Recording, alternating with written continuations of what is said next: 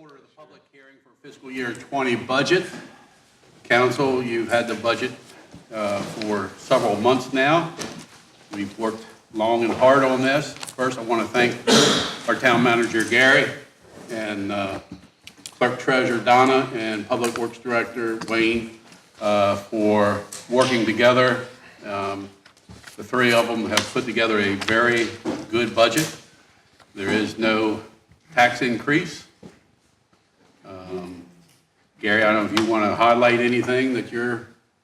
Yeah, it was just, it was my first time going through the budget, and I thought it was very important to include Don and Wayne in the process and have their input and more so with Wayne, his understanding of the budget and planning for things. So, I thought it went pretty well considering, it being the first time, so hopefully in particular to add. Excellent job. Council, any questions or comments? Then I'll open it up to the public. Residents, have any comments or questions about the budget? Hearing none, do I hear a motion to close the hearing? So moved. Second.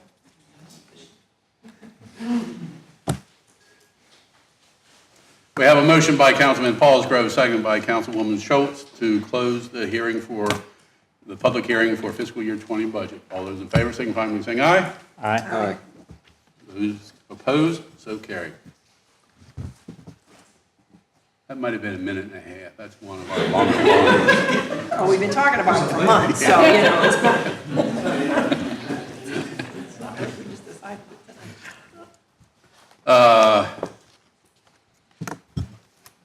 Call to order the town council meeting for the town of New Windsor for May 1st, 2019. If everyone would stand and join with me in the Pledge of Allegiance.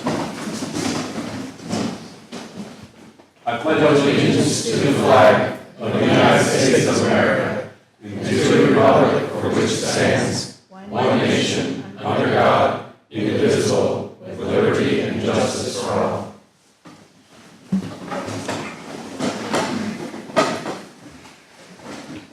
Our meetings are recorded electronically. We go by an agenda. Anyone wishing to have something on the agenda for the council to address should have had it to the town hall by 3 o'clock on the previous Wednesday.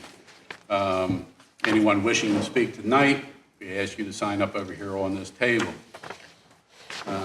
At this time, and this is something that Donna Albin started 3 years ago, 4 years ago now. It's been a while. That when you have the pleasure of turning 90 in the town of New Windsor, we recognize you. So at this time, get the right plaque. I'd like to have Mr. Kenneth Munshire come forward.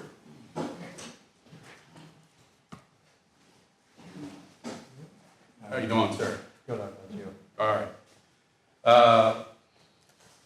Mayor and Town Council of the Town of New Windsor wish to recognize Kenneth M. Munshire for reaching 90 years of age on May 11, 2019. Happy birthday.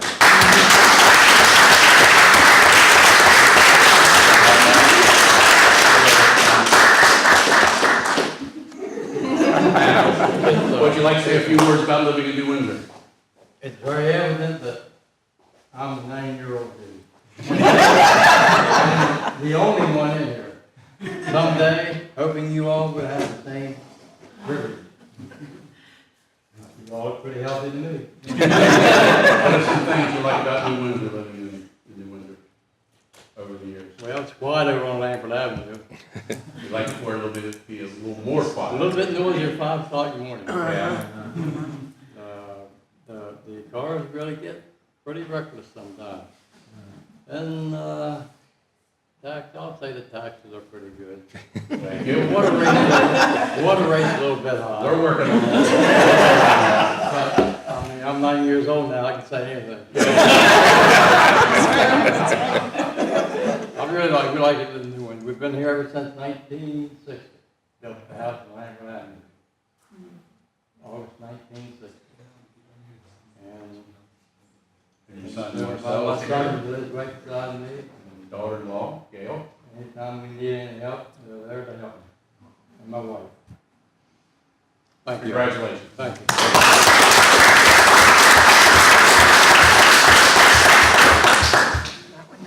Now, at this time, I'd like to call on Sandy.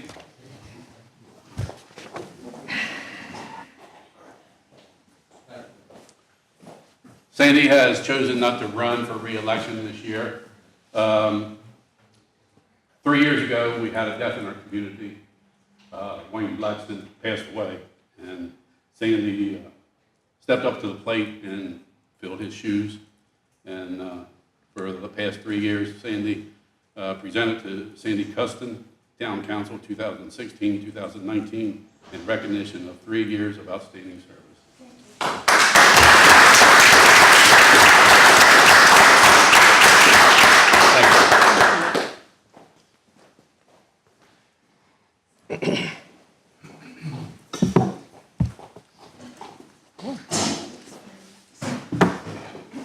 The approval of minutes from the April 3rd, 2019 meeting, tab 3, Don has emailed them out multiple times. Do I hear a motion to accept? So moved. Second.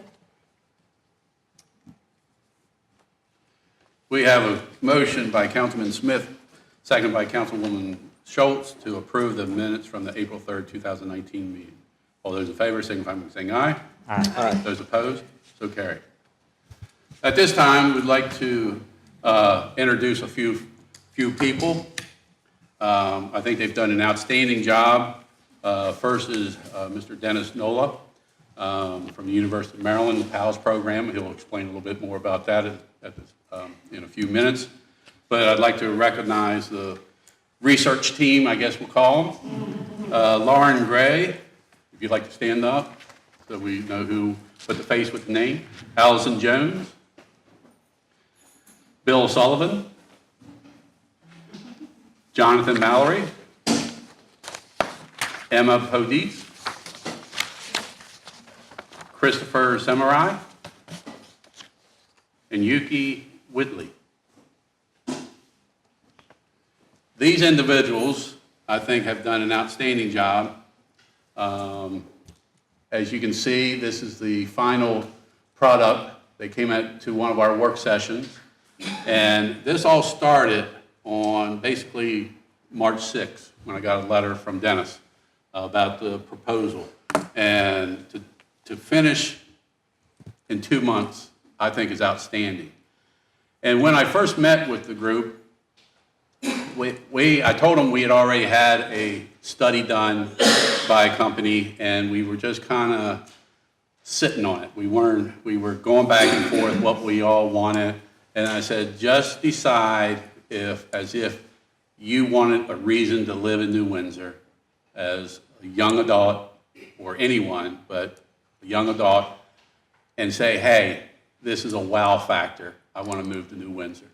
And I tell you, I've looked at both, and I asked them whether or not they all got along, because if I had to decide, I couldn't. I really couldn't, because they both have great features. They adjusted and changed some things that we had addressed, parking, stormwater management issues, and just different things, and they went back, and you'll see the changes. So I'm probably done talking. I don't want to take anybody's thunder, because these individuals, I think, have done an outstanding job, and I hope you appreciate it, that they have done this for the town of New Windsor at no cost, which really is what I like.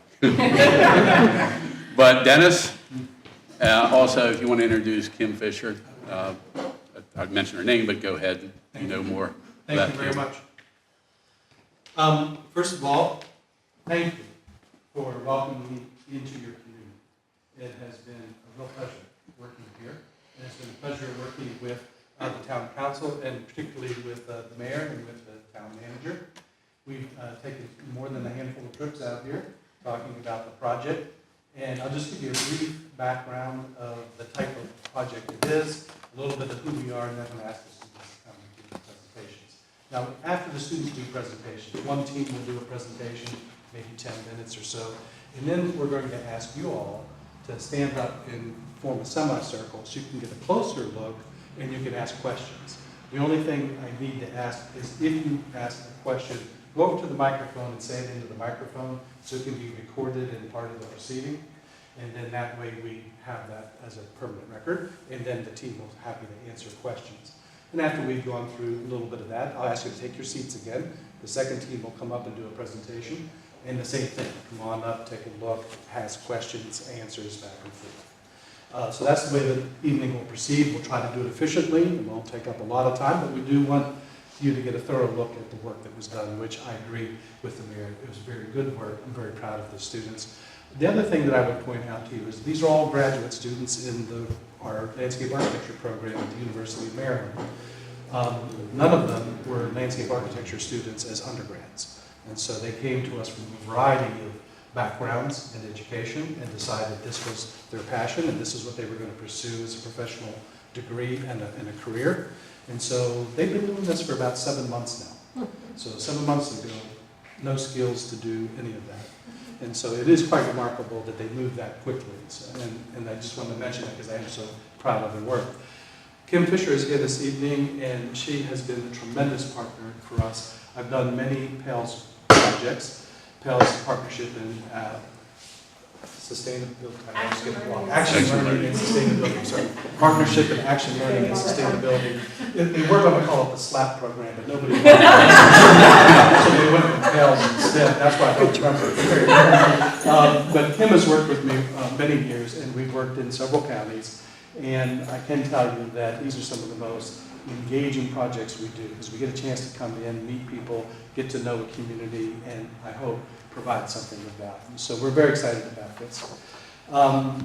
The first team that's going to come forward had a concept that said, let us pay a lot of attention to the interstitial space, meaning the space between the objects. And of course, you know your park, it's open, it's mowed, there's a lot of maintenance facility and utility facility that's happening out there. And they really did take the words of the mayor seriously. They wanted to create a place that they would want to be in and that hopefully you would want to be in, and future residents that move to New Windsor or grew up in New Windsor would want to be in. So having said that, as they're doing their presentation, pay some attention to the spaces between the fields and the spaces between the objects, because that's where they concentrated their work, and they were trying to get water and wildlife and people and vegetation, all of it to pass through. So let's have the first team come up and do their presentation, and then I'll call them up afterwards for questions.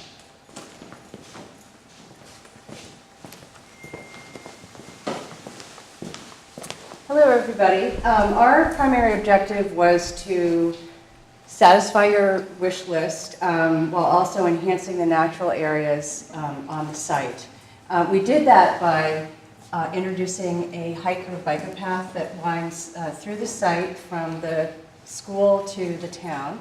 We also added a one-way access road that leads from the High Street into a reconfigured maintenance area.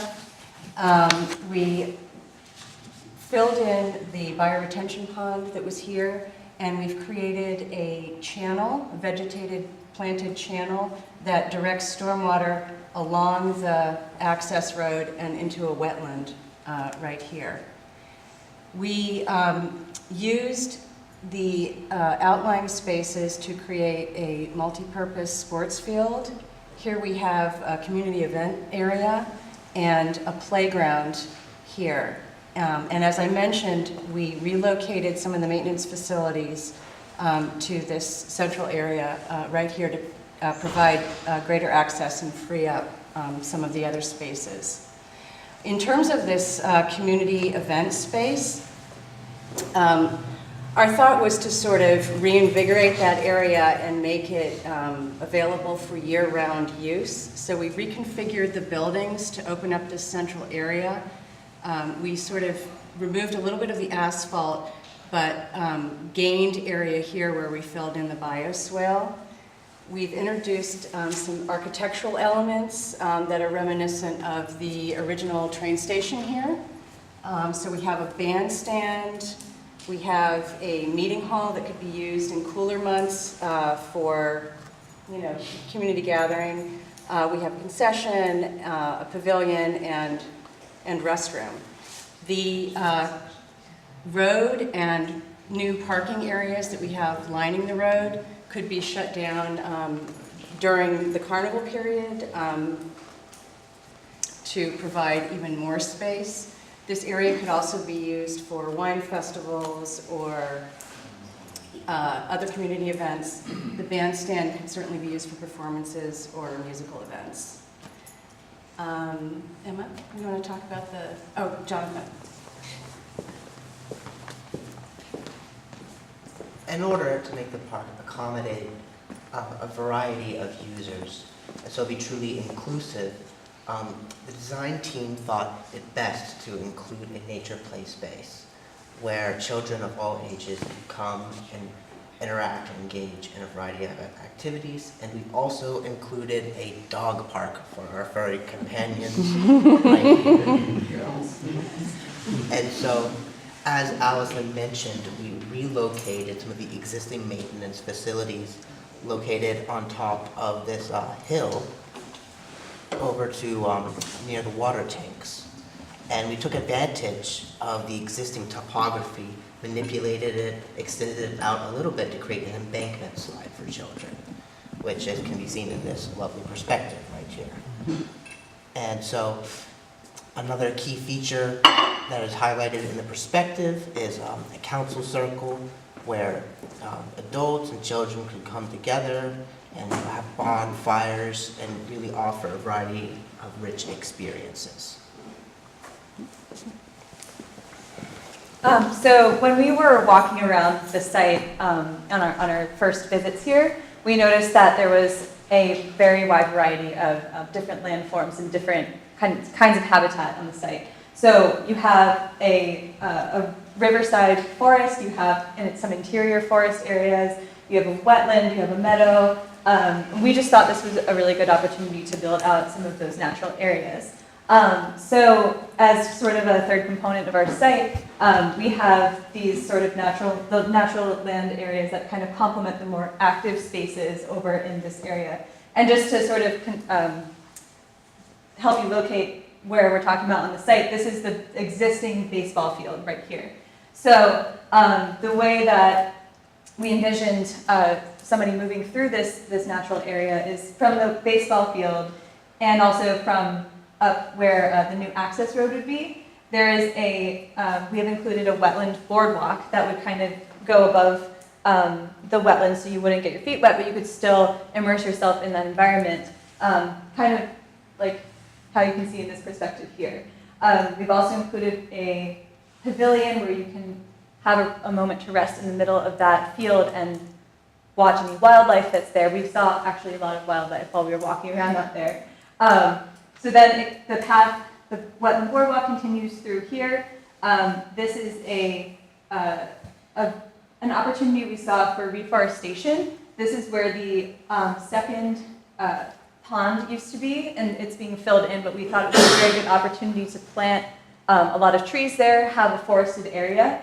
Another benefit of reforestation is that it could actually provide some income for the town.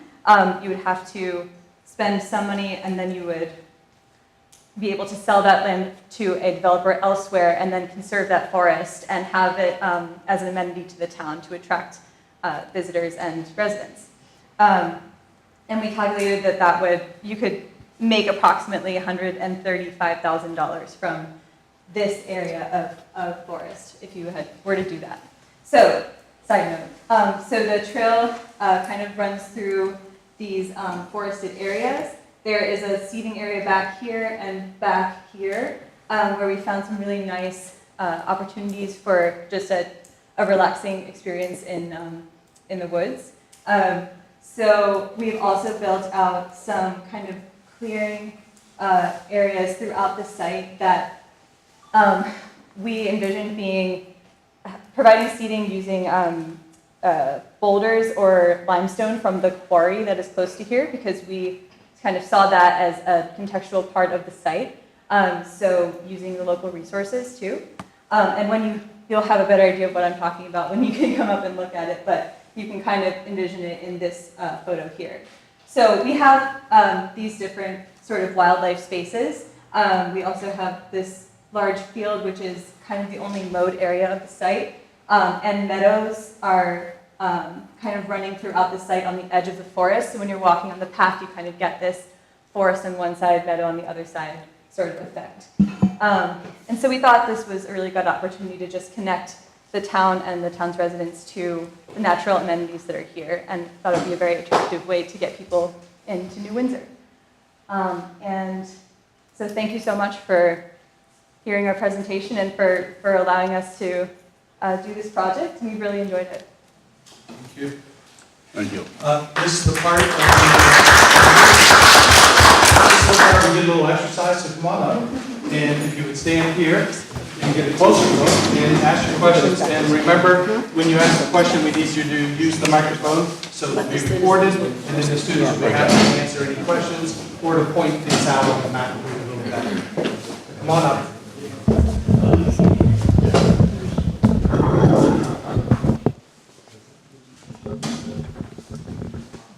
Can you take the microphone off this one or no? This is as far as it'll go.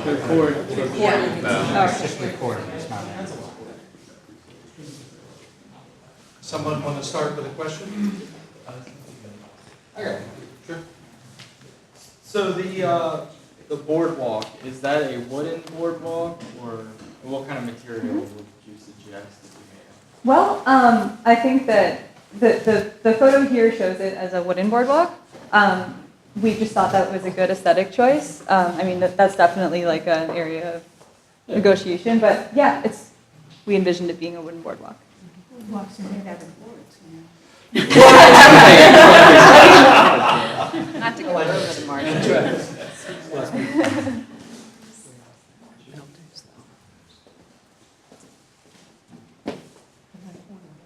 I guess we should also point out that we added additional parking spaces for sports events. So we've added, this is the access road that Allison mentioned. There's parking along here, also down here in this, along this other entrance. So this is additional parking. So we thought for sports events and community gatherings, that was an important feature. And we did make this asphalt area accessible by creating a lane in here, so food trucks or delivery trucks could be brought in to that area. If you could explain one more time how we make 100 and something. Yeah, I'd be happy to. Can I respond to one piece of that? Sure. You never really sell the land. New Windsor owns the land. Right. But if a developer has to develop and has somewhere in this bigger community, could it be anywhere in the state, but they try to do it local community And they have first. to have a place to replant. Yeah. And they have to Got it. replant trees, or they Yeah. have to reforest or reforest, And so and they don't want to do it on the to site. replant the trees? Oh, yeah. You would actually plant the trees, it costs about $3,000 an acre, and then you would sell the right to that, be a forest forever. And so you keep the land and you get a forest, and they pay you $20-some thousand an acre. Gotcha. Does that make sense? So we factored Yeah, in so that. this is approximately 9 acres, which is how we got that number. So you would have to spend a little bit of money to put the plantings in and maintain them, but then you would be able to sell the development rights to the land. So I have a question. Yes. I noticed that the carnival grounds, you put a lot of stuff on the fire company's property. How's that gonna work? Well, That would have to be worked out with the Yeah. fire company. this is, we're kind of doing this as an exercise in, it's not. If I may. Yeah. If I may. This here is where the pond is right now. I get that. And it's, this is a concept, and the other one would be similar in a way, that my first philosophy was to get rid of this, so that we could say, all right, here, fire department, here's more land for your carnival. Put maybe even put the music up there, the entertainment up there. Correct me if I'm wrong, county owns that right now, correct? Or State. Yeah. So this would be something we'd have to work out with the state. And they have ideas of how to take care of that. Yeah, but what I was referring to was All this. Oh, so Right, that right. actually fire station parking lot. Right. This is the kind of the grass strip right next to it.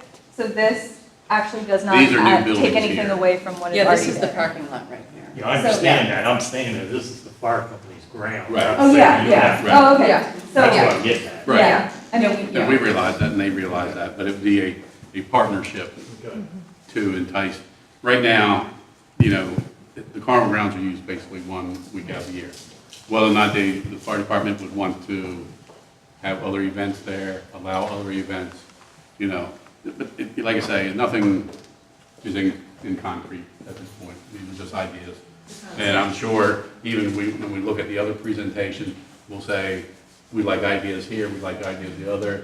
You know, it's possible we use everything else and leave that alone. So, but they, you know, this was something that I asked them to say, hey, I mean, if there was nothing there, if the carnival grounds weren't there, this would be phenomenal. Right. But since there's carnival grounds there, we know we have to work with the fire department, so. But I think, you know, if everybody was thinking, forward thinking, just like years ago, Marcy, when they said about the silent auction. A lot of people thought that No, I'm was not a good arguing idea. the point, I'm just wondering what the thinking was with. Yeah. This is the chairman, this is the chairman of the board of the fire. Was, still on the board, but, you know, I mean, some of these buildings could be changed to, you know, maybe even keep the food stand there, you know, or this one here could be the old bingo stand, so you're not really changing a whole lot there, Right. you know, Okay. just ideas thrown out there. So it's a long way over to the mic, but could we ask, I'm always interested in the plantings that you guys identify for the different parcels. Could you talk a little bit about the kinds of plants that you were thinking of putting in? Yeah, so we were both responding to what we actually found on the site when we came here, and also thinking of all the different ecological areas that are on the site and what would work in each area. I guess some of the plants I can point out were the American sycamore. We saw quite a few of those back in the wooded area. And we actually have built that. We found one area that has these two gigantic, like probably wider than this, sycamore trees that go out like that. And we built out a little area to sit next to them. So we were very inspired by that. So we kind of tried to pull from what we found on the site. We've also got so what the forest composition around here is a red oak and white oak forest, mostly. So we definitely have included those two trees in our, our recommended planting list. We have some meadow species, such as black-eyed Susan, common milkweed, which all of these are native plants that would attract pollinators and wildlife, and we hope would, create a more sustainable resource for the town. So we essentially just looked at all of the different ecological areas and tried to match native plantings to those areas. Very cool. That's great. Are you ready for us to do the second presentation and do some comparisons? Sure. Okay, let's do that. Let's take our seats. Great job, guys. Sure. We'll also send them to you so you'll have access. Yeah. Okay, we'll send Yeah. a full. Oh, no. It's hard to believe you guys.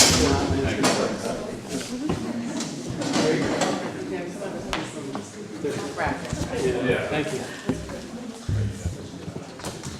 Where do you want to put the big board? I think The big one over here? and I'll just step to the side. Do we have this clip? I have so many clips. Can we put it up like that? Would that be better? Yeah, it'd be more visible. Oh, yeah. While the second team is putting up their boards, as the first team looked at the interstitial spaces and talked about life flowing through the park, the second team had a fun concept, I think, a good theme.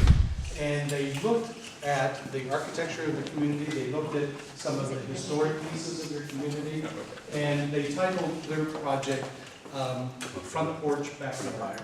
And so be thinking in those terms when they do their presentation. Good. I'll take it. Take it easy, top over. No. Nothing else to do. That good? Stick to the locals. It probably keeps you. There we go. All I right. think we're good. Thank Thank you. you. Oh, that works. Okay. Hey guys. Good evening. My name is William Sullivan. Lauren Gray. E.P. Whitley. And I'm Chris Samurai. Thank you for inviting us out here this evening to present our project. I'd like to begin by orienting you to the site. Currently, we're located in this meeting room. This is the firehouse parking lot, baseball field, your septic field. North is this way.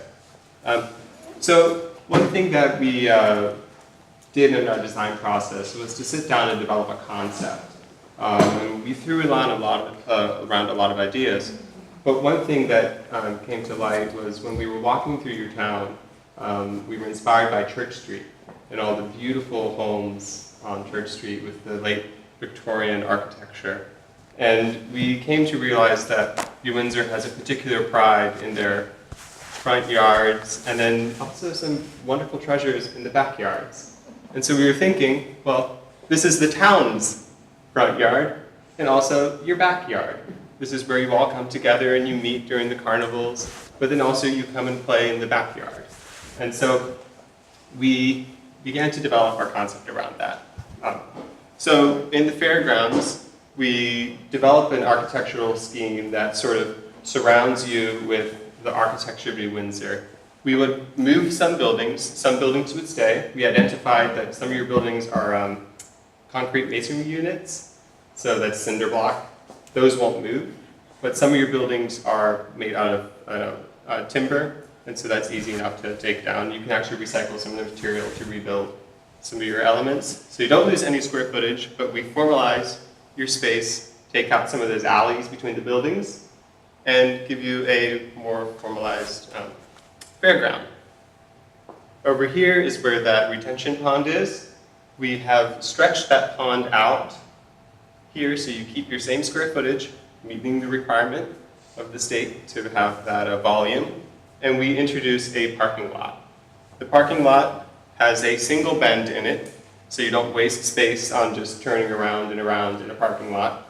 So maximizing your efficiency, we add 80 parking spots, and in the middle, a dog park. And the dog park is about... The dog park is 60 feet wide, which is about twice the width of this room, and 4 times as long as the room.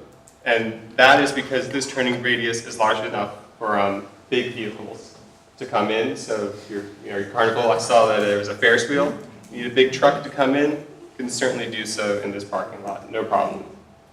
So that brings you into the fairground, and in between the fairground and the fire station is a strip of land, which Chris Samurai will introduce with some of his beautiful drawings. Thanks, Bill. So I'm going to talk about what is essentially kind of our front entryway to the park, as well as our history walk. On the plan, it runs here. It says green patch by the fire station, which I know is of some concern, so I will address that as we walk through. And here it is as an enlarged board with some stops along the way that help describe what's going on.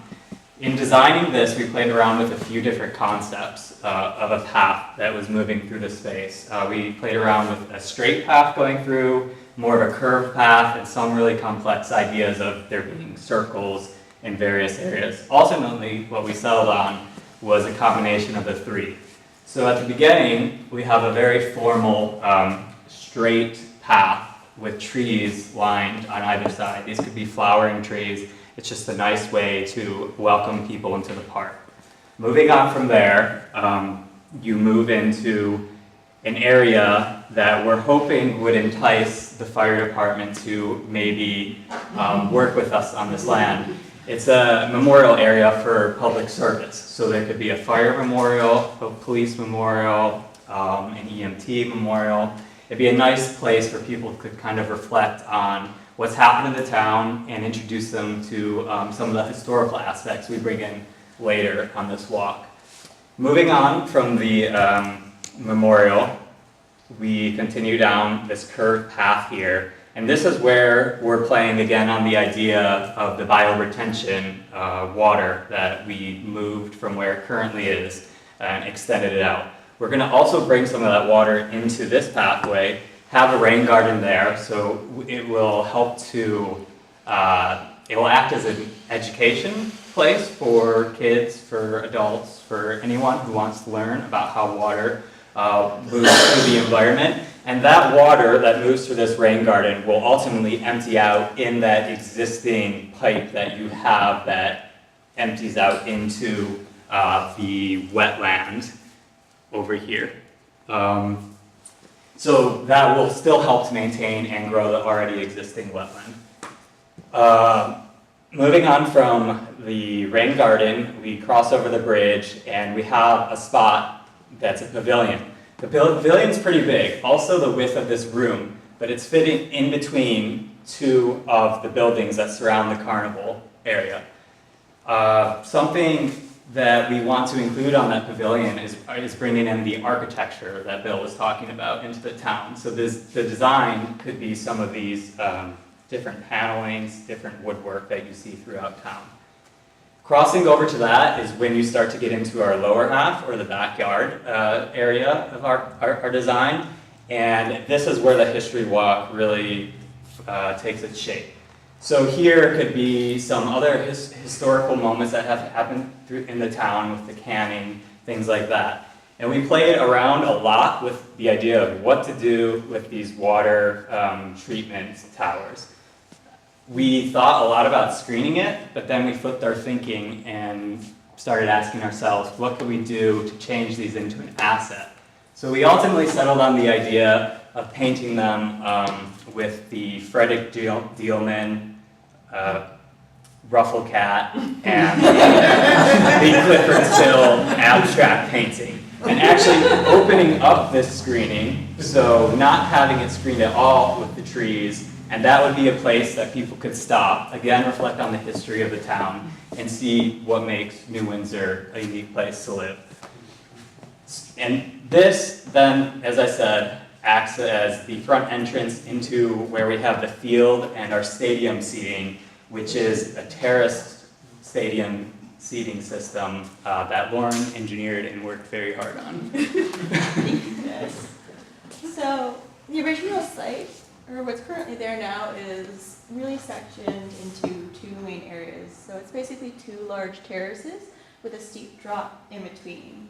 So to work around that, what we ended up doing was making a slight, just a very slight slope down the hill so that it'll naturally just drain more down. And then we added some 2-foot tall terrace seating that work as bleachers to watch in the field that you have over here.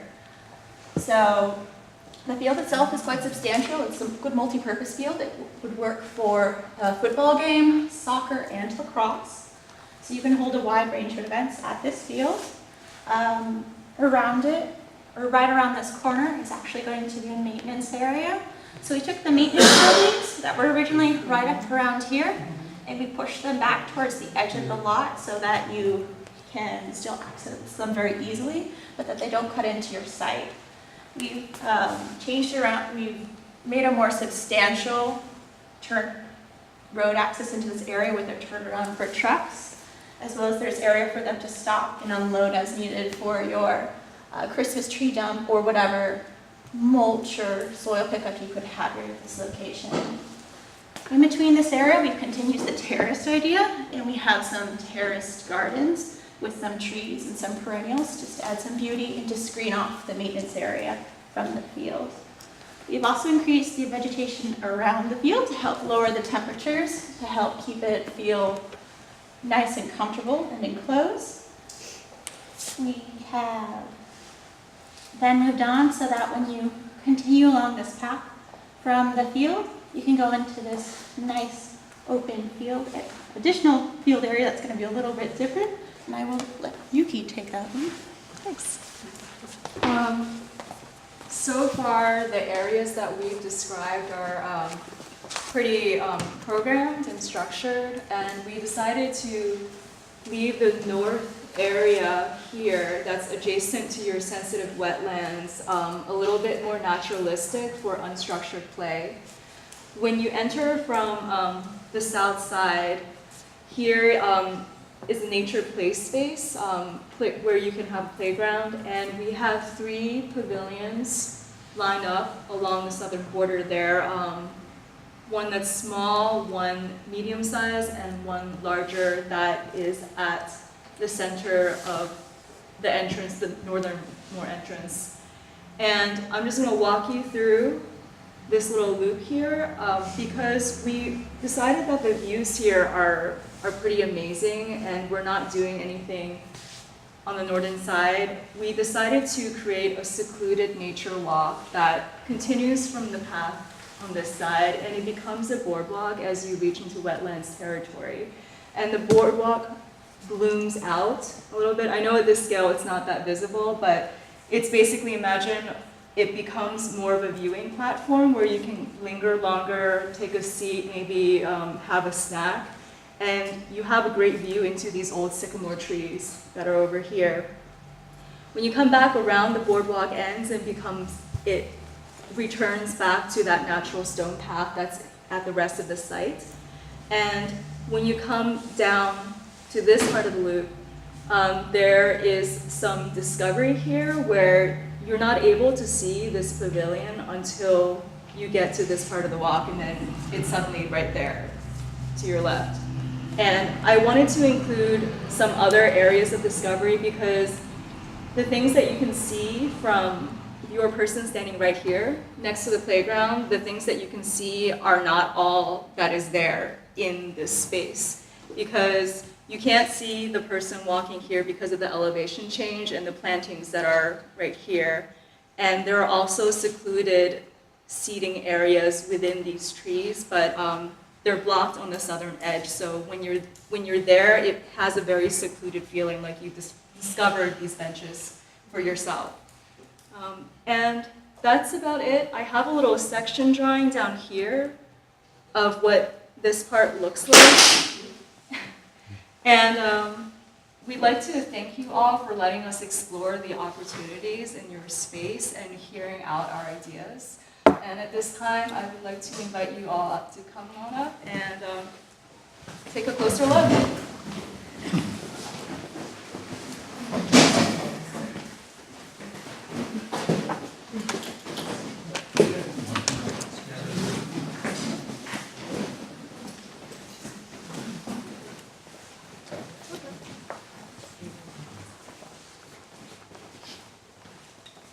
Square footage for the carnival grounds is about the same. Yeah. And you can choose to perhaps close off a portion of the parking or something, so, but yes, the square footage is the same. Also, we left 2 of the existing buildings. Yeah, so these 2 buildings are existing, and then some of your timber structures, we took that square footage and organized it along here to also create a screen into this area, so that would somewhat resemble your front porches, thinking the same woodwork and stuff.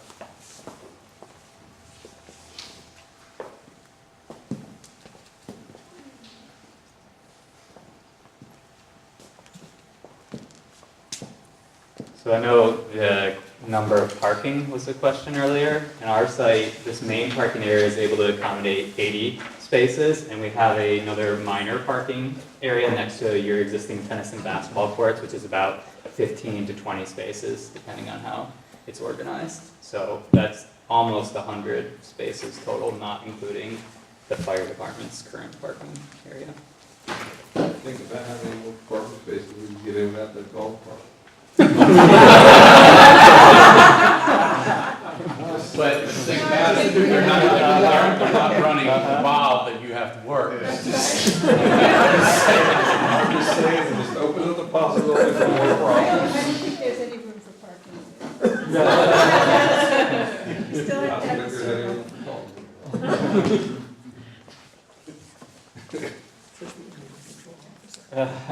He's a dog catcher. Wow. Ouch.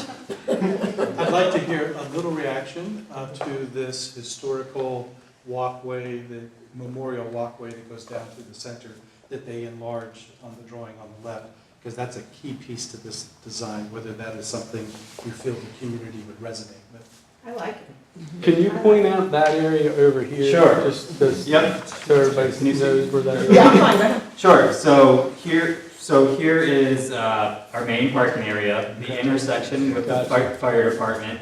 That space starts here with the tree, straight path entry, and continues down past your water treatment area where we have the painted ruffle cat.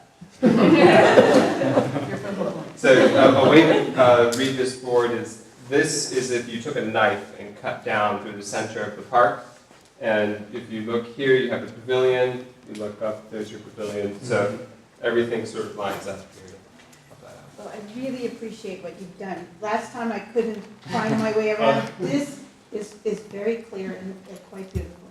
Thank you. One other point I'll make about the section that Bill was talking about.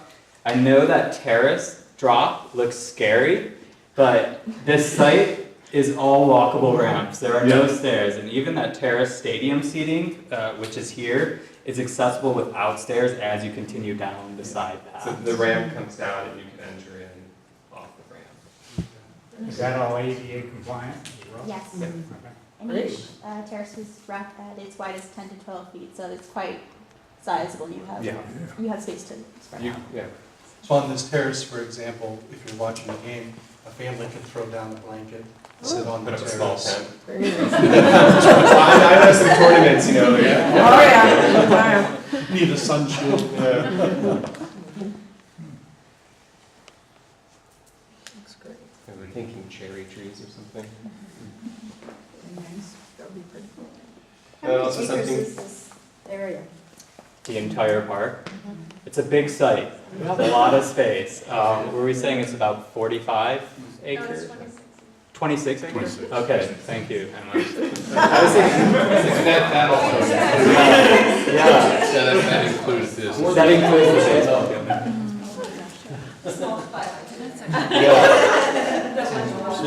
Thank you, Emma. Sorry. I was doubling it. That'd be wonderful. Sure. And then some of that also is public works. So you wouldn't have probably close to 20. There's a grant. Yeah. Yeah. So I actually have a question. So as doing our research, we became familiar with two of your famous artists, but I was looking in the bank and you have a beautiful map painted on the wall. Do you know who the artist was for that? I cannot tell you that. Well, there's lots of artists in town. Yeah. Not living ones. Yeah. No, I think it's a real part of the town's charm. They're my boyfriend's back. Certainly. I really like this area. Yeah, I love the history part of it. Yeah. A little bit of everything. And we're thinking of, for your paving, we noticed some of those beautiful sandstone pavers that you have in town. I think those would be a beautiful feature to sort of bring into the park. So, you know, it's not just your usual concrete, it's something that's very durable, but also brings texture and life to it. Yeah, and we also have them as the basis for the benches because we didn't want to rip up the ground in that natural area and add paving. But in order to have seating, we'll put the benches on top of those slabs. If you'd be so kind to take your seats again, we'll conclude and get out of the way and let you be on with your council meeting this evening. On behalf of all the students that worked so hard on this village and the last few months, again, I want to thank you. It is a great experience for us to be welcomed into a community and then to start to uncover layer after layer of richness, of really value in the community. And they had a lot of fun doing that. We discovered architectural pieces, artists, those types of things. It got to be very exciting. We want to come back someday. You're going to build whatever you choose to build, right? Some of this, a combination, synthesize them, go out and get funding. And if you buy into this vision, then of course you'll make it happen ultimately, or some version of it. But we'd love to come back and see it. We'd love to come back and experience that. And if you do it within the next 20 years, I have a chance to see it. We'd love to be a part of that. I also need to publicly compliment you, Mayor. I've worked in a lot of towns. We've done a lot of town meetings. We've done a lot of these types of projects over the years. And Neil's just a phenomenally creative, visionary, and easy person to work with. So I really want to stand up publicly and say thank you. I'm glad my wife's here to hear that. And did I mention a good-looking man? I don't have any change on me. But just to kind of tag along, hopefully what you've done here will come to reality. It probably won't be any 100%. Hopefully we can work with the fire department, and if that doesn't happen, we still have a huge amount of options to beautify that area. And I also hope that this helps you with careers. Your talent is amazing. I just feel that when we've worked with other companies on different things, consulting companies, engineering companies, I just got to believe the possibilities are endless for you guys. I really do. And Dennis and I were talking earlier that the governor loves these types of projects. So read in between the lines, but we will probably have discussions in Annapolis for potential funding. So I hope you find a way to invite and get him to agree to come out and enjoy the community. And the state has grant money. There's one that I'm thinking of. I can't think of the name of it, but it's under DNR, and it's for preservation of wetlands. So, and it's a matching grant of up to $800,000. So I'm not sure if we can get funding to match that from the state because it's a state grant to begin with. However, there's options out there that we could move on, and I think there definitely would be a lot of interest in this. Wonderful. Can I ask one question, please? I'm curious if they would mind sharing what their undergrad work was before they came to the landscape Sure. architect. Why don't we just go down the road? What was your undergraduate degree? Is her question. Art history, studio art. Mine was environmental studies and Latin American studies. Philosophy? Mine's wildlife biology and science communication. Okay. No, not a landscape architect, I'd say architecture and sustainability. Okay. Music performance.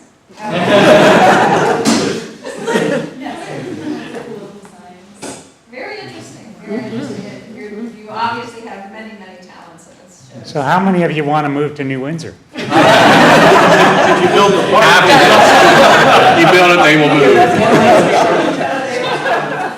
I like the quietness that somebody was speaking of earlier. I hope that those of you that were not overly exposed to the field of landscape architecture, that you had an opportunity to learn more about who we are and what we do.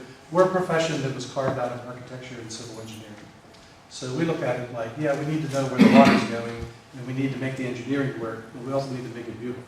And so those are the two buzzwords, I think, of our profession. If we can do both, we can be functionally competent and make it beautiful at the same time, we're very satisfied. So I hope you work with landscape architects in the future. It was a lot of fun working with you on this project. And if you need us, give us a call. We're always right down the road, and I'd love to come and visit. But thank you so much. Thank you. I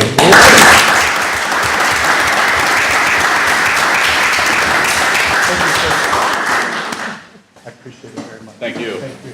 Thank you. Thank you. It's a pleasure working with you. Thank you. Please come back. Please come back. I appreciate it. It's wonderful. It's been fascinating. Yeah, thank you. It's good for us. Thank you so much. We appreciate it. Offered a lot of Great us job, to think guys. about. Good, good. Thank you so much. Come back. Saturday in October, some of our activities. Yeah. Safe trip home, guys. Thanks, everyone. Take care. Thank you, Dennis. Thank you. And, oh, by the way, we will be sending, as soon as we put them out, 2 beautiful glossy renditions of this. So you'll have 4 permanent boards on glossy high mylar paper and executive summary report. So it just becomes part of your legacy. Great, thank you. Thank you. Reports, council committees, Public Works. Councilman Huffman's unable to be here because of work, but he sent me his report. With the start of spring, the Public Works has had a busy month. They have started mowing, weed trimming, and performing other spring chores, including picking up yard waste on the first and third Wednesdays of each month. They have made preparations for Beautification Day and held our annual bulk trash event. I would like to publicly thank the Public Works crew for all their hard work on Saturday, helping the town residents unload their vehicles into the dumpsters. Other work they have completed includes trimmed limbs at parks, turn on the water at Lions Park and clean the pavilion, removal of 2 trees at Bower Sox Road Water Resource Area, removal of dirt along base paths at Sidewell Ball Fields. The Planning Commission met in April and approved the new Windsor input into the 2018 Carroll County Annual Planning Report, which primarily was the approval of the Snyder Summit site plan. Respectfully submitted, Dave Huffman. And I personally would like to thank Councilman Huffman for being one of our team leaders this past Saturday for Beautification Day to provide guidance and beautifying the Main Street Park. And he also went down to the Butterfly Park to help as well. So thank you, Councilman Huffman. Any questions on Public Works? Water and Sewer, Councilman Paulsgrove. Well, in the water sewer arena, usually no news is good news. And so water's still flowing in the direction that it's supposed to go.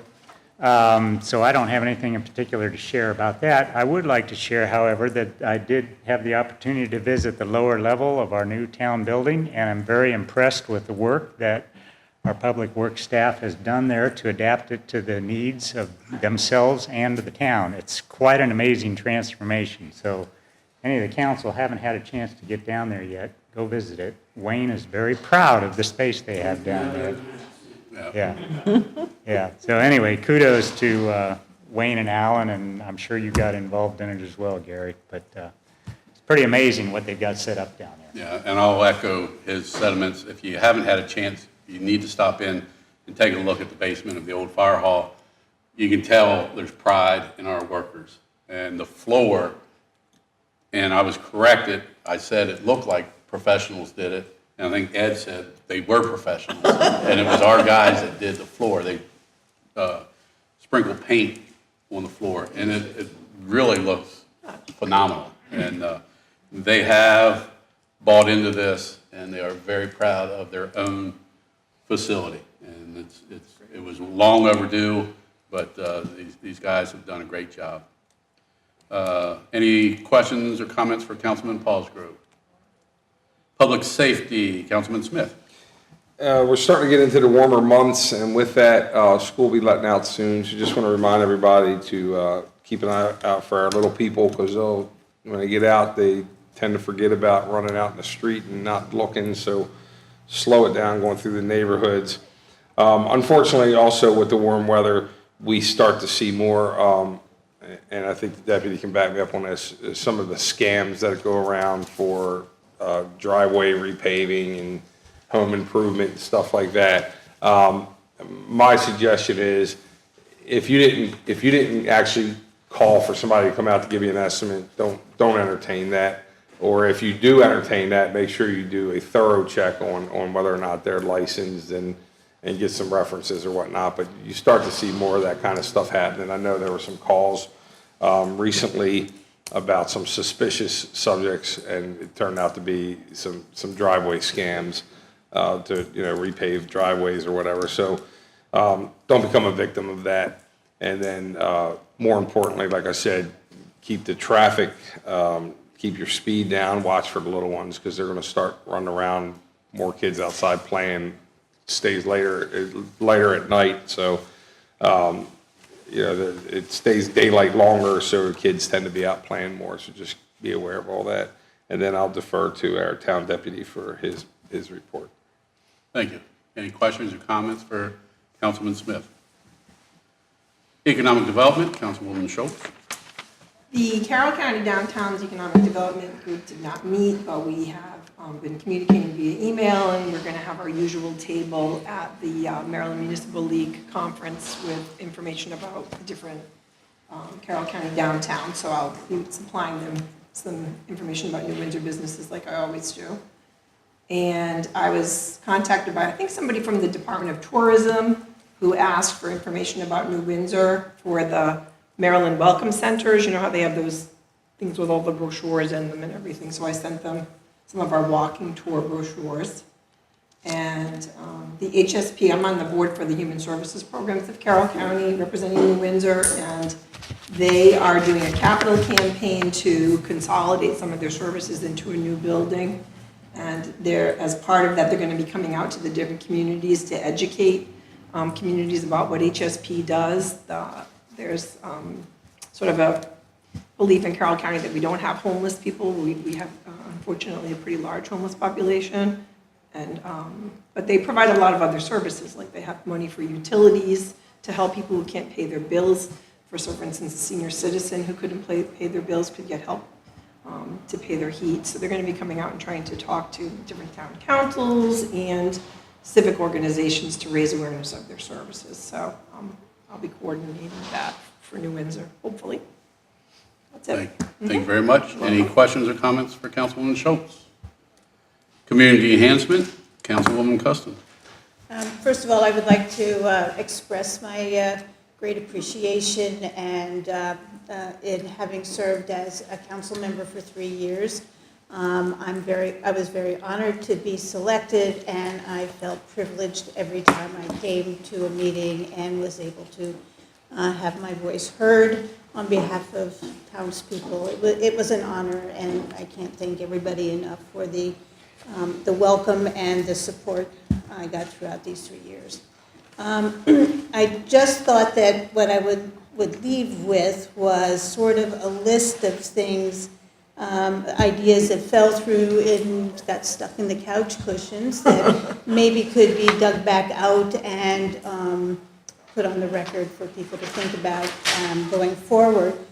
One of them was raised today in the revised park plans, which is a dog park, which I think is a great social activity for dogs and for people, and a great way for people to meet each other who haven't already met. It's great, and I think it's been a great asset in every community that has one, and I will happily step up to be top dog and chief pooper scooper as I head toward my own retirement.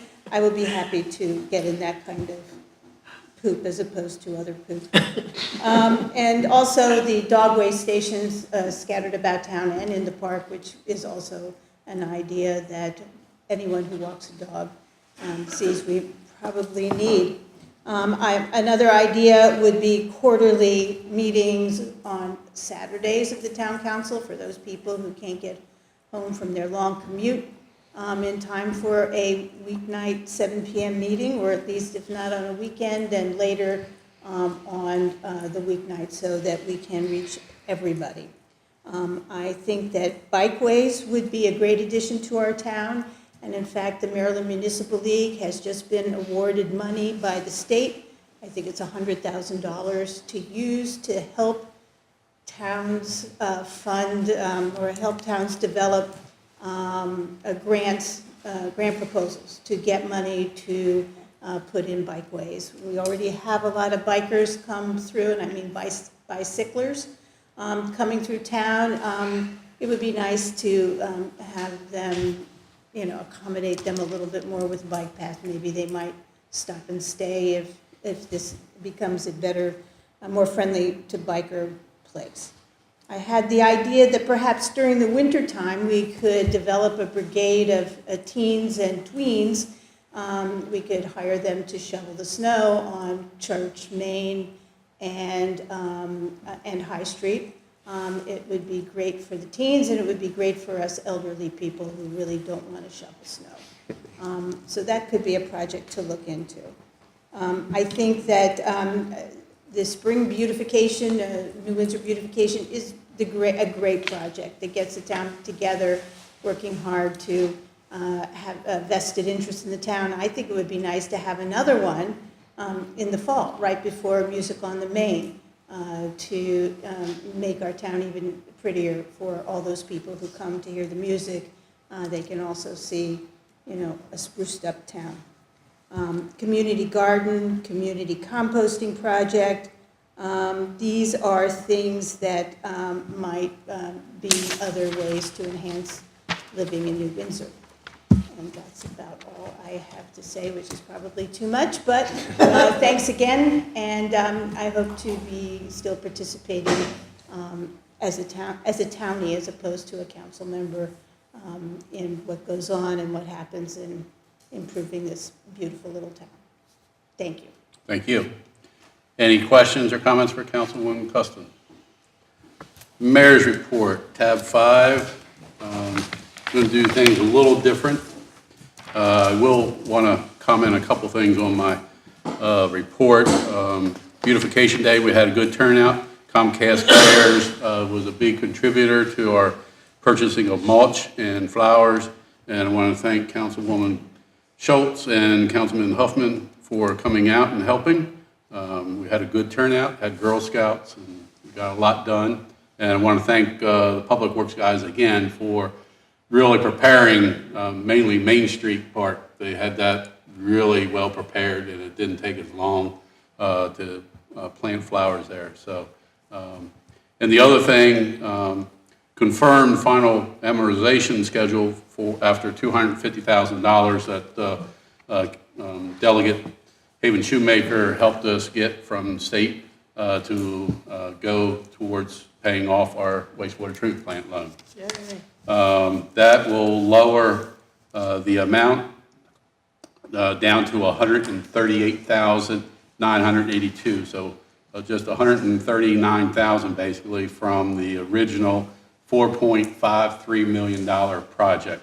And that leaves us paying just $11,581 a month compared to the $32,000 we were paying. So Donna and Gary should be looking a little bit better with our budget on that. And I will recommend that the new council address what we want to do with that, whether it's lower the sewer base rate. I feel the new council should be the ones to decide that. And it actually won't be official until July or August. So, but we do have the new schedule for that. Great. And I know none of you sent me a card or a gift or anything, but this marks my 10th anniversary as mayor of town New Windsor. Happy anniversary. Thank you. And I went over some of the highlights in the past 10 years. I probably missed a few, but I just could not have done this without a good council over the past 10 years. And the faces have changed a little bit, but the love for the town of New Windsor and the support for most of my ideas is why these things have happened. Start off with purchase of Sibyl's ball fields to Lehigh Cement, which funded the lagoon remediation, and we still have $200,000 remaining in reserve, around $200,000, and we retain control of the ball fields for $1 a year lease. We made major improvements to the Lions Club Park, put in an ADA bathroom, ADA playground, sidewalk, and a grill. Lions Club ball field improvements. We built a disc golf course, and we were, I believe, the first pickleball courts in Carroll County, which is now, I think we have about 12 courts in and around New Windsor right now. We upgraded the Atlee Tot Lot, recognized businesses for years of service. We recognized residents, as you saw tonight, for their 90th birthday. We started Music on the Main. We purchased 209 High Street building for new town hall, which we'll hear a little bit more later. We purchased Dealman Inn. We've had the lead paint abated, major exterior improvements, painted the exterior, had a feasibility study done, a foundation study, And the infrastructure improvements, which I think is very crucial to our future here in New Windsor. We signed a water agreement with Lehigh Cement with the New Windsor Quarry, so that will basically take care of our water needs, I believe, for forever, basically. We put in a new wastewater treatment plant, and we have received 4 supplemental grants during that time.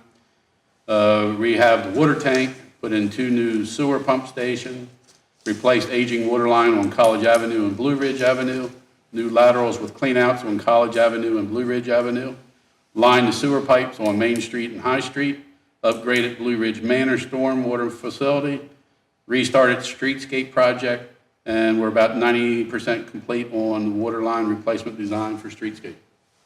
So a lot has happened in the last 10 years, and some of the funding sources that I like to feel that I've had the leadership abilities to bring into the town of New Windsor over the last 10 years, with the ball fields around 700,000, a little under 700,000.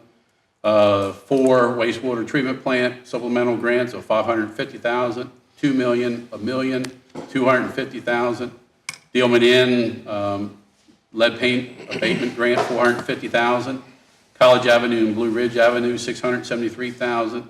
Dealman Inn feasibility study 40,000 for a total of $5,658,000. So I think a lot has happened in the past 10 years.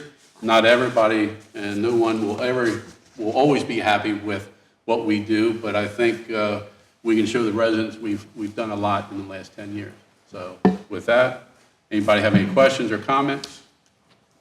Thank you very much. Thank you for recapping all those accomplishments. It's kind of hard to remember what all has happened over the 10 years of, we all have different tenures here, but 10 years is a good benchmark, and you and we got a lot done in 3 years. It wasn't a one-person job. I'd like to think I had the leadership, but I also had the support of the council through those 10 years. We don't always agree with everything, but when it comes to funding, I think everybody agrees that we'll take whatever we can get. So, thank you very much. Community Deputy Report, Brian.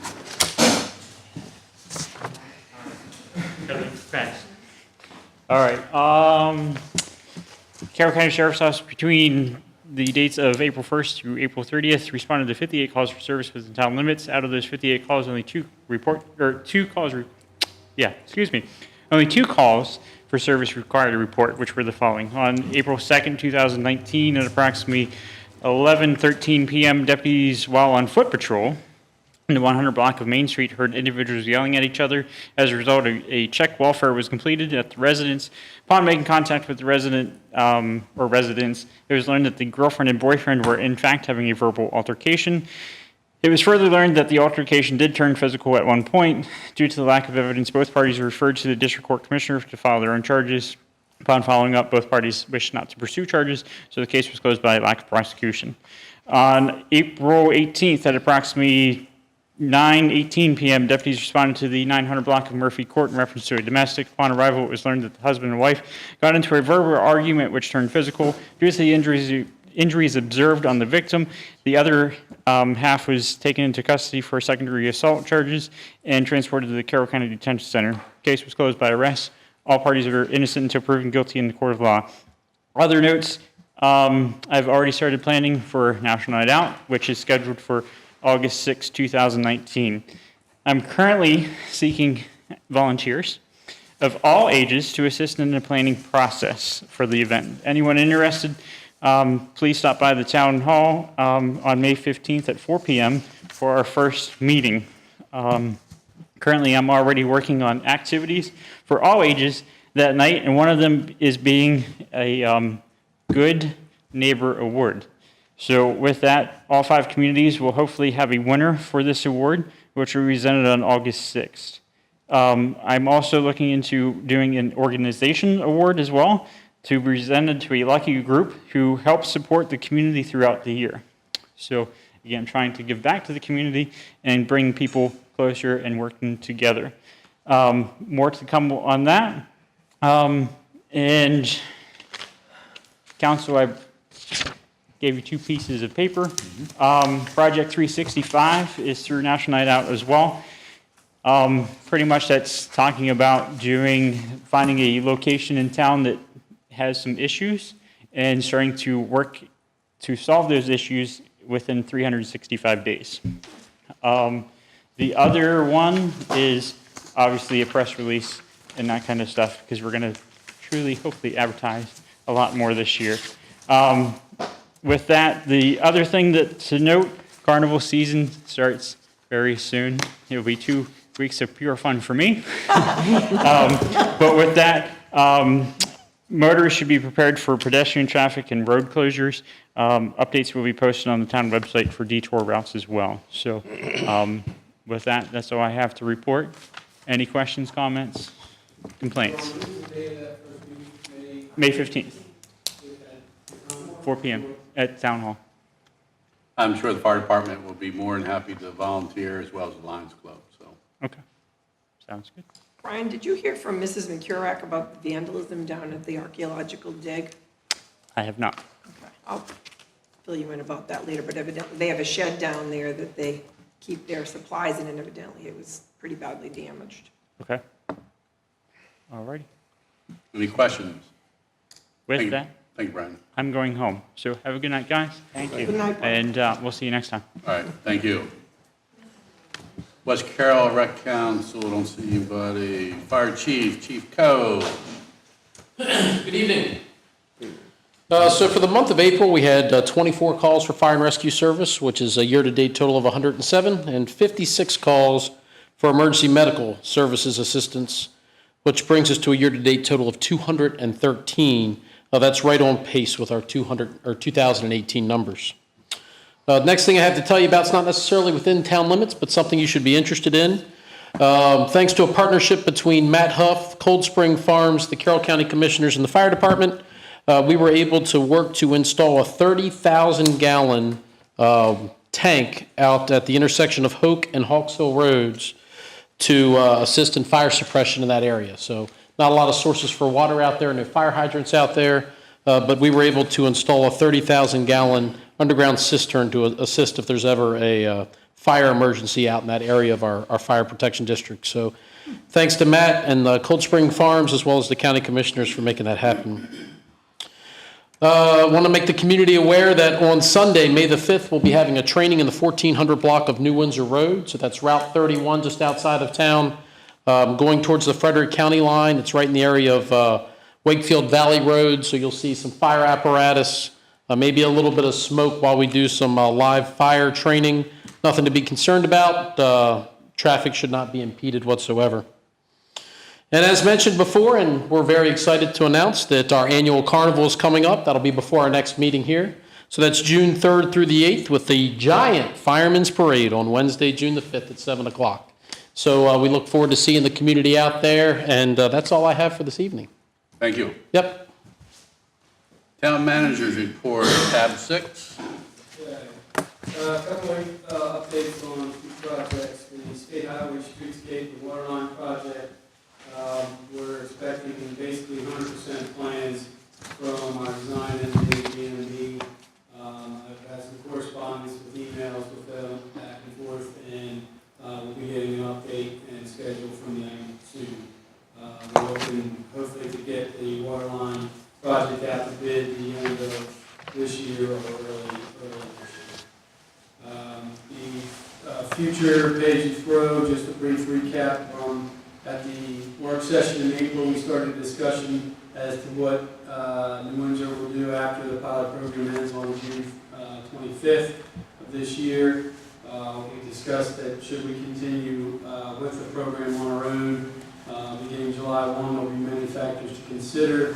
Mark Sanfilippo with North American Solid Waste gave a presentation at the work session last month. And my recollection from the recap there was that if we're interested in working with North American Zero Waste, would be the next step would be a needs analysis meeting. And we'll have an update by our next work session. Okay. Project Open Space.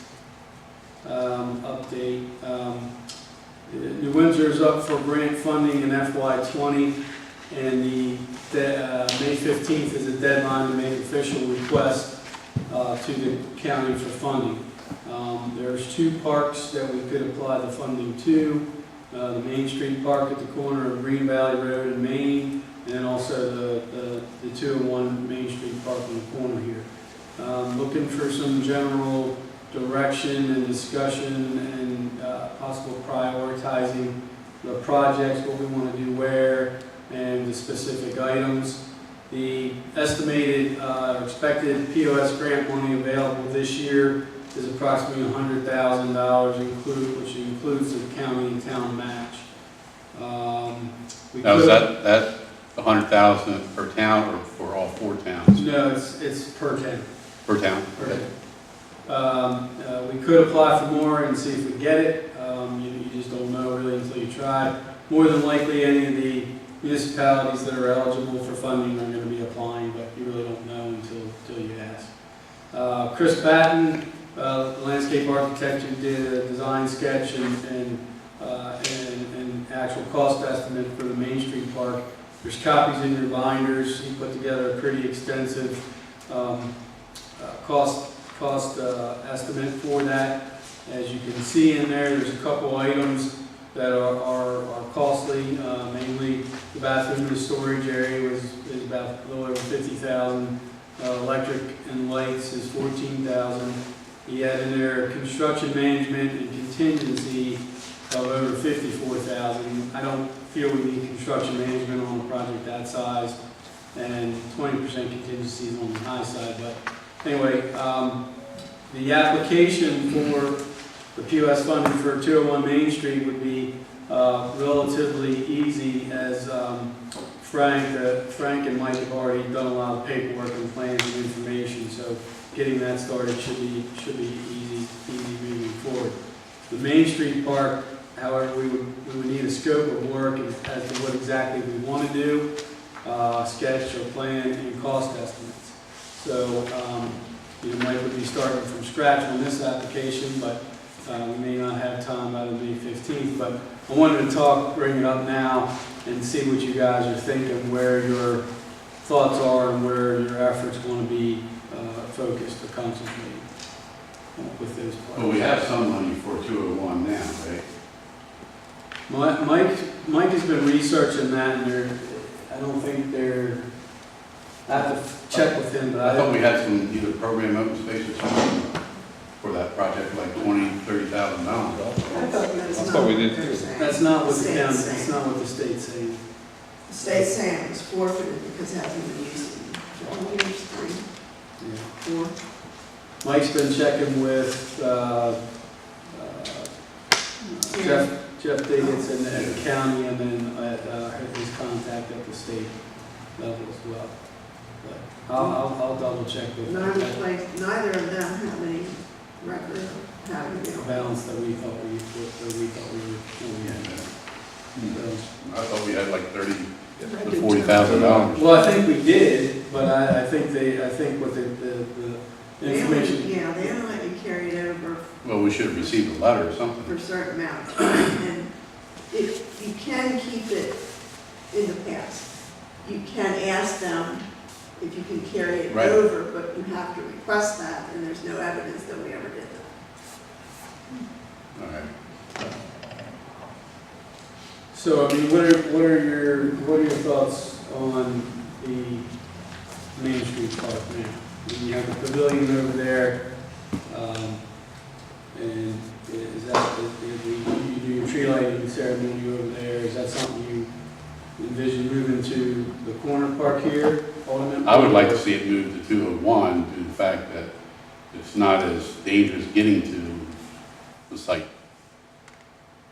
And the tree wouldn't even have to be a permanent tree. It could be I've seen a big planter.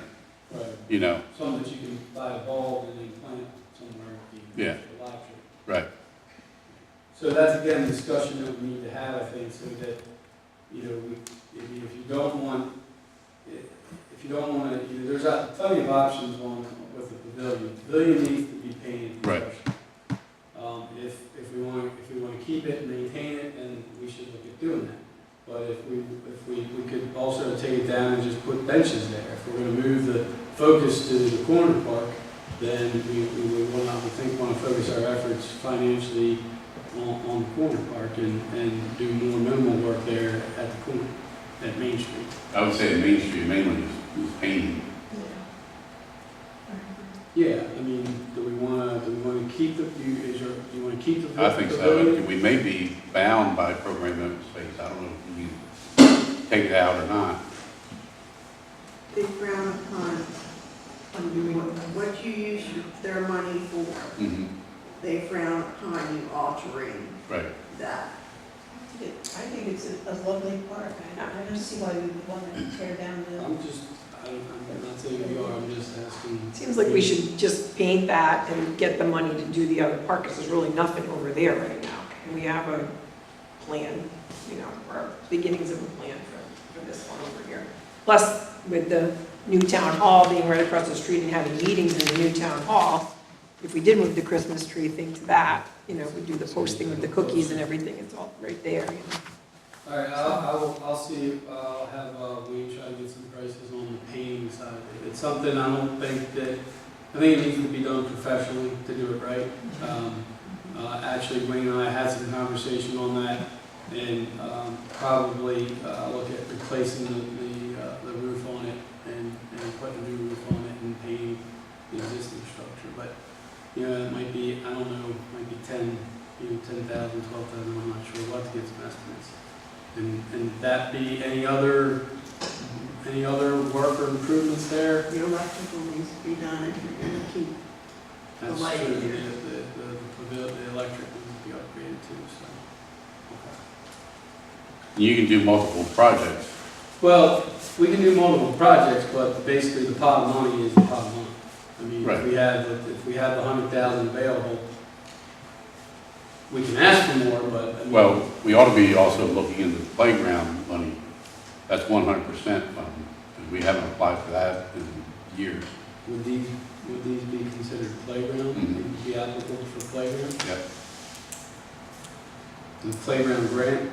It's playground something, I don't know if it's through Program Open Space or DNR, I think it's DNR, without checking on that, but playground, 100%.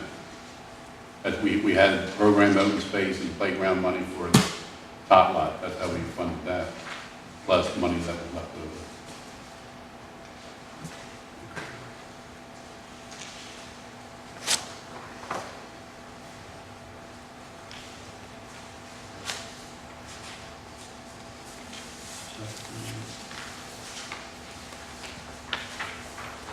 All right. 209 High Street, building purchase, touched on this a little bit earlier. The update since the April 15th work session. We had a pre-bid walkthrough meeting on April 23rd. We had 12 contractors attend, which was a good turnout. On April 30th, I also met with a subcontractor, a general contractor who wanted the second walkthrough, and then a new contractor who did not attend the pre-bid on the 23rd. So that interest and response has been good. The cutoff for questions is Monday, May 6th, and then bids are due the following Monday, May 13th. Dean Cameron and myself, we've been working on addendum number 2, prepared questions that resulted out of the pre-bid meeting, which was pretty extensive questions. There was a lot of good questions raised and brought to the attention. So we have those prepared, and at this point, we're going to wait until the cutoff for the questions, which, like I said, is Monday, and then release before we release addendum 2 with attachments. So the idea that will be the last addendum. I did receive today, actually received another list of very detailed list of questions from another contractor that is new to the list. I'm not even sure how he got the plans. I didn't send them to him. He didn't request them. He wasn't on any of the list that I've been generating. He wasn't at the pre-bid, but he had probably 25 questions marked up on the architectural plans. So he got a hold of the architectural plan somehow, so. Some of them were pretty, you know, generic questions, you know, and it was a little overboard, but Dean's working on, addressing most of those, and he said it's not uncommon for, you know, contractors to get a hold of the architectural plans from, in different ways. Yeah. It's, the pre-bid wasn't mandatory, so it's, you know, you gotta kind of expect that to happen sometime. So again, that's good, the response has been good, we've been doing a lot of work over there and trying to keep that moving and keep it on track. We did get some good news on the electrical outlets. We kind of thought we were going to have to raise a lot of those to be ADA compliant, and there's a lot of outlets in that building. But I had a conversation, Dean talked with the electrical inspector of the county. I had a conversation with him as well, and based on that information, that the majority of the outlets should be ADA compliant. So that was a big concern that was raised at the pre-bid meeting, you know, with the contractors, that could run into a lot of money having to move those. So that's good, some good information there. I applied for the building permit a couple of weeks ago, and the Carroll County review comments from permits and inspections were provided to Dean Camlin as the design architect on April 29th. There was one comment that was somewhat not anticipated, and it was a requirement to separate the basement from the upper level with fire-rated construction. So if you know anything about that building, it's steel beams and a concrete floor. What's burning? Not gonna burn. What that is, but anyway, we're gonna, Dean's gonna, plans to dispute that requirement and address it in a response. He has to do a point-by-point response back to the comments. Most of the other comments received were expected and were in line with typical comments. So he's got that, he's working on preparing that response letter. BPR has completed the grading and parking area plan off of Borderline Drive on the Gilman Inn property. That plan will be submitted with Dean's response letter to the county to help address the ADA comments, showing that there's the handicap parking and the grade all works from the to the front of the building with the access. It'll also be used for it'll get submitted to Potomac Edison for their guide pole design and used for construction and grading, and then also it's going to be presented to the New Windsor Planning Commission at the May 28th meeting to get their approval and blessing on that. So that's pretty much it for Pine Street. And then Blue Ridge and College Avenue Road Improvement Project. The council voted to award the contract to ECM Corporation last month, or last meeting. An acceptance and award of contract letter and a draft service agreement was sent to ECM on April 22nd. And then ECM hand-delivered 2 signed copies of their certificate of liability insurance, the performance bond, and the service agreement yesterday. We're working on scheduling a pre-construction meeting next week. It's looking to be Thursday or Friday. I sent an email out to some staff and Arrow to get that lined up. So that's moving along finally. And there are some aspects of the contract that we need to discuss with the town attorney. So I've added a brief closed session on the agenda. Thank you. Any questions for town manager? Treasurer, Donna, tab 7.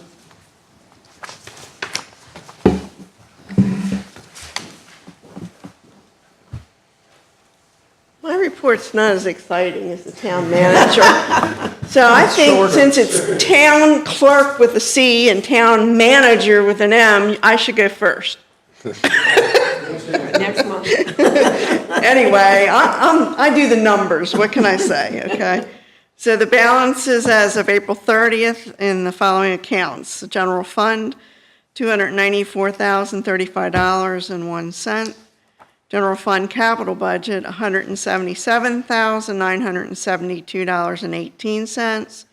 Enterprise fund, $392,677,000.86. Enterprise capital reserve in 3 Rs, $148,327.44. The developer fees balance is $232,109.43. Money market, $30,512.49.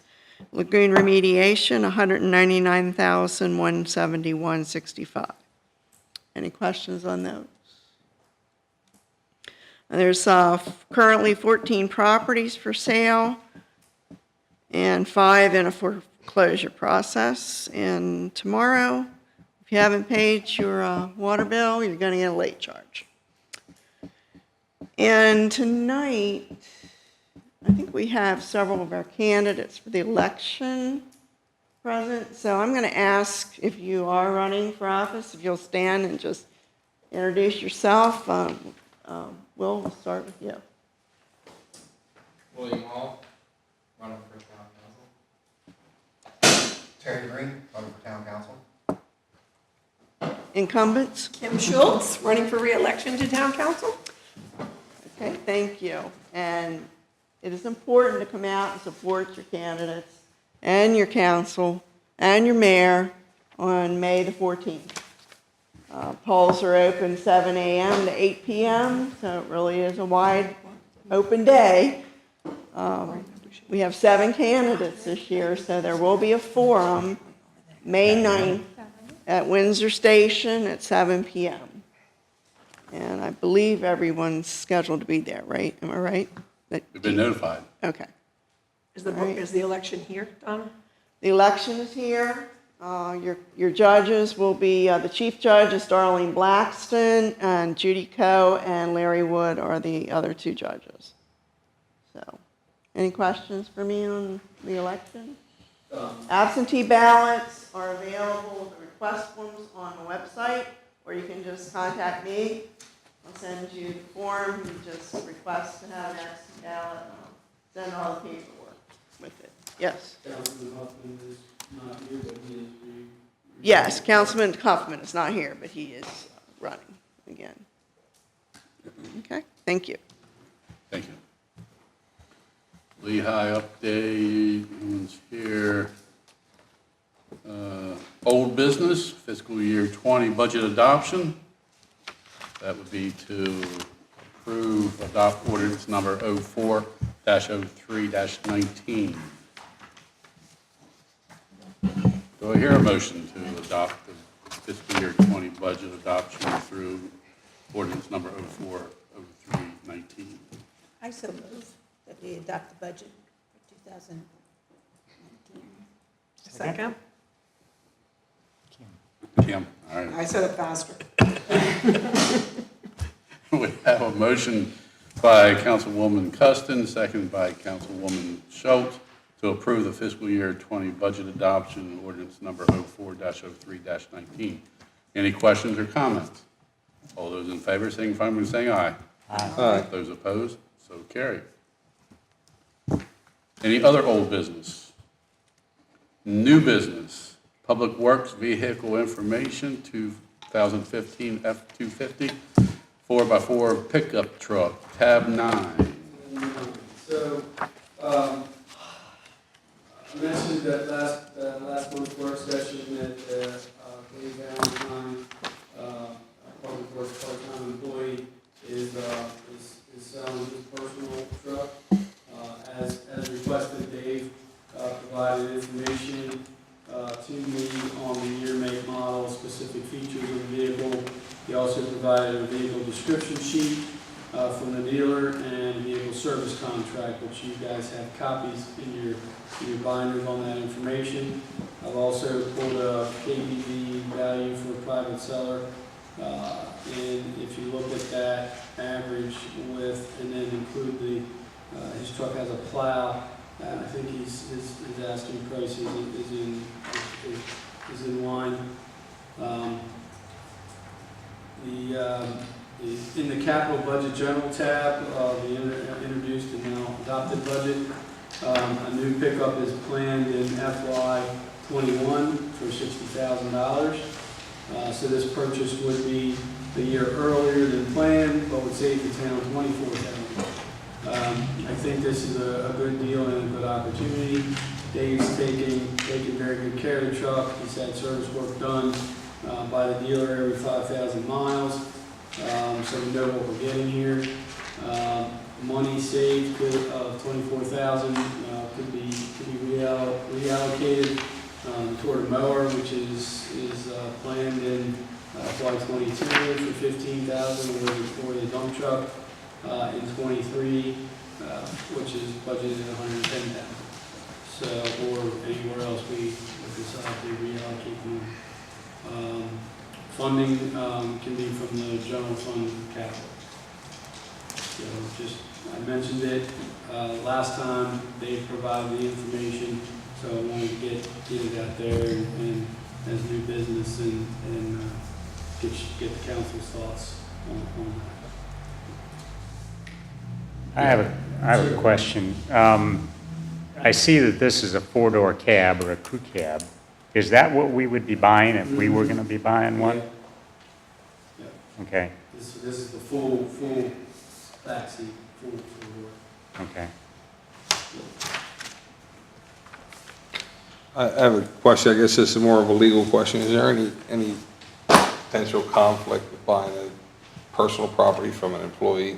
Not if you're paying fair market value for it, Okay. and you've all discussed it. No, Gary and I talked about that. Okay. And I have no Because concerns. I can guarantee, about it. just knowing a man, I guarantee you this thing was taken care of like a baby. I assure you that, but I just wanted to make sure there was no potential. No, I mean, if you were, if you were paying Overpaying for it. $80,000 for it, that'd be a different thing, but Gotcha. you're paying him the price that's in the range. Or not.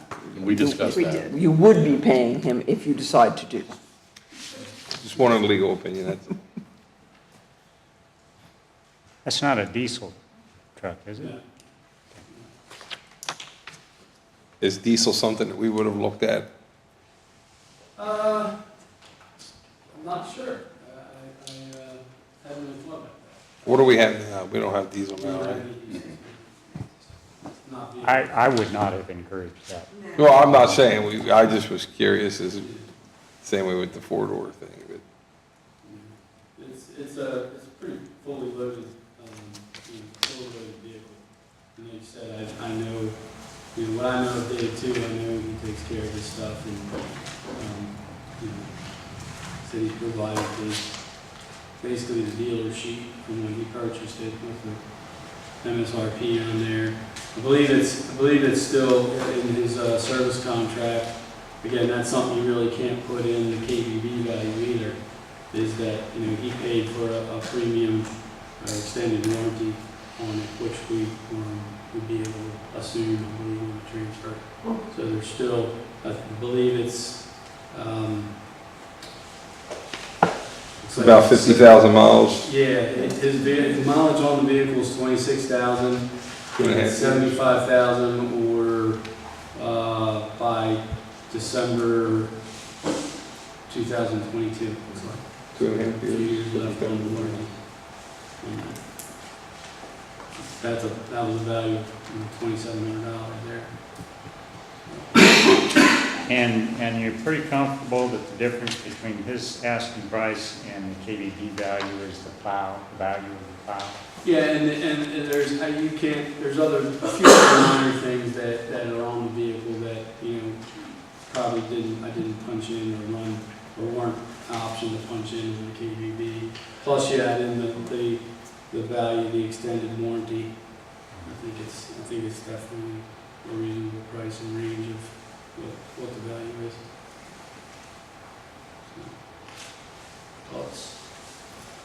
Thoughts, council? You looking for a motion? Yep. Get one. I'll make the motion that we authorize the town manager to purchase this truck from Dave Allen. For $36,000.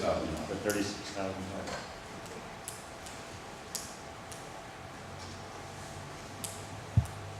Somebody else wants to do a second. I do not. I'll second it. We have a motion by Councilman Paulsgrove, seconded by Councilwoman Schultz, to approve the purchase of the 2015 F-250 pickup truck for $36,000. All those in favor, signify by saying aye. Aye. Those opposed? Abstain. Thanks for doing the research on that, Gary. Motion carried.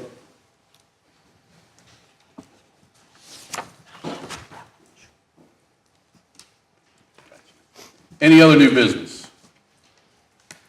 Residents' concerns? None out there? Anybody? None? Candidate forum, Thursday, May 9th, 7 p.m. National Night Out meeting, May 15th, 4 p.m. Any other comments or questions? Sandy, thank you for serving. Thank you, Sandy. Thank you, Sandy. Do I hear a motion for adjournment? So moved. We move into closed session. Oh, yeah. Oh, yeah, yeah. Closed session, We that's need to right, do thank you. Do I hear a motion to go to closed session? So moved. Second. We have a motion by Councilman Smith, second by Councilman Paulsgrove to go to closed session, or for 3-305B7. All those in favor, signify by saying aye. Aye. Those opposed? So carried.